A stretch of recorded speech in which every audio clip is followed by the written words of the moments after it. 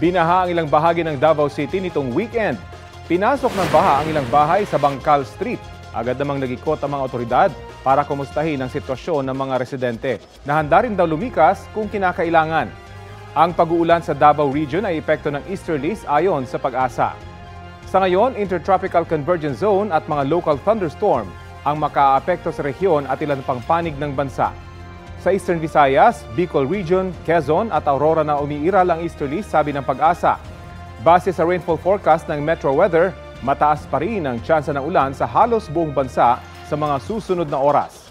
Posible ang heavy to intense rains na maaaring magdulot ng baha o landslide. Uulanin din tayo dito po sa Metro Manila. Mga kapuso, 2 o 3 bagyo ang posibleng mamuo o pumasok sa Philippine Area of Responsibility ngayong buwan ng Hulyo.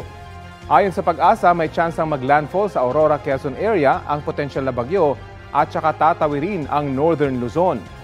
Posible ring tumama ang sentro ng potensyal na bagyo sa Bicol, Eastern Visayas area bago ito manalasa sa Southern Luzon.